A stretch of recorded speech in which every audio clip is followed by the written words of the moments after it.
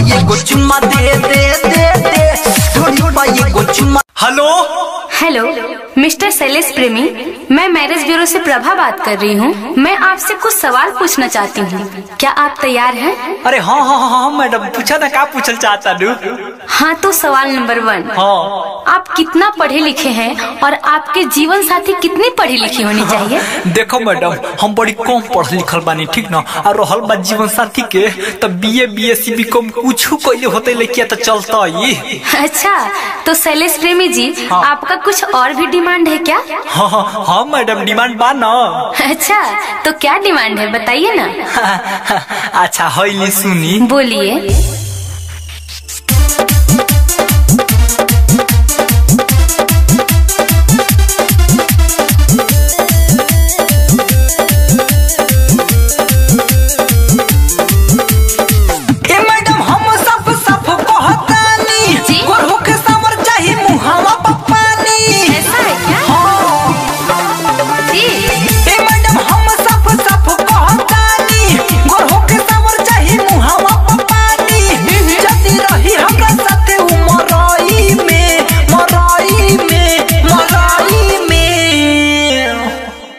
शैलेश प्रेमी जी, हाँ। सवाल नंबर 2, हाँ, पूछो। आपका हाइट कितना है और आपके जीवन साथी की हाइट कितना होना चाहिए? अब देखी मैडम, हमार हाइट तो 5 फीट 4 इंच बा, और रहल बात जीवन साथी के तो ओकर हाइट हमरा से 2 मुट्ठी कम होके के चाहिए। जी मैं आपकी डिटेल्स मैचिंग करा रही हूँ। जरूर जरूर, आप अपना प्रोसेस जारी रखें। अच्छा जदी साथे रही हमारा मरई में तो यसो शादी करब हम मई में। जदी साथे रही हमारा मरई में तो यसो शादी करब हम मई में। ऐसा है क्या?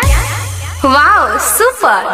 आपका डिटेल्स 8 नाम की लड़की से मिल जुल रही है। आप बने रहिए हमारे साथ, कंटिन्यू। हम नहीं ले हम मैडम तिलक दहेज हो जी, सुघर होई लाई की दा करब परहे जहो।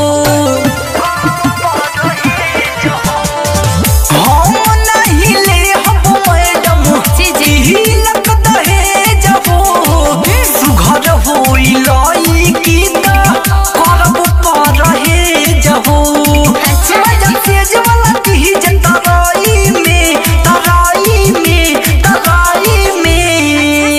जी हाँ। आपसे तीसरा और आखिरी सवाल, हाँ। क्या आप अपने फैमिली मेंबर में किसी से मेरी बात करवा सकते हैं क्या?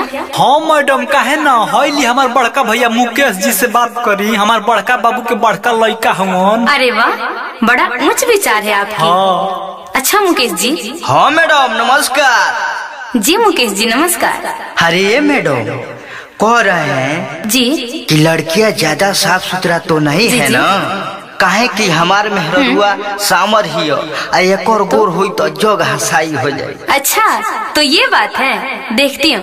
ले बाबू, हमार जोन फर्ज हो तुम पूरा कर दनी, अब आगे तू देखो। हेलो शैलेश प्रेमी जी, क्या आप लाइन पे हैं? हाँ मैडम लाइन पर है ना। शैलेश प्रेमी जी, आप अपना प्रोसेस जारी रखिए। मैं आपके भैया के जज्बातों को समझ सकती हूँ। अच्छा अच्छा अच्छा।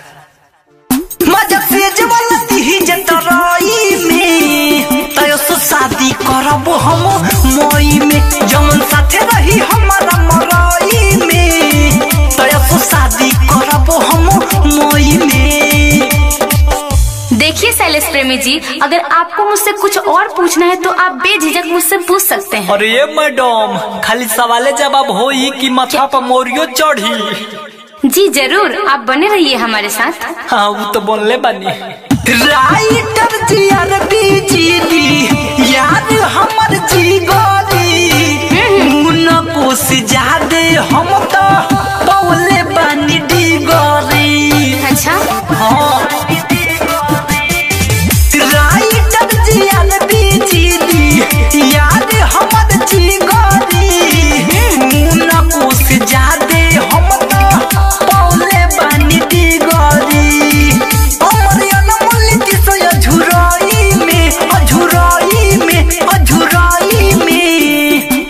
शादी करब हम मई में, जदी साथे रही हमारा मरई में तो शादी करब हम मई में। कांग्रेचुलेशन। कांग्रेचुलेशन, बधाई हो मिस्टर शैलेश प्रेमी जी। मुझे आपको ये बताते हुए खुशी हो रही है कि आपके मन योग्य जीवन साथी मिल गई है। सही में? आप हमारे ऑफिस मुजफ्फरपुर चेयरमैन GRB जिद्दी से संपर्क करें। हाँ ये मैडम, हम काल है आवतनी अपने बाबूजी के जोरे। ओके बाय, आपका यात्रा मंगलमय हो। आपका भी।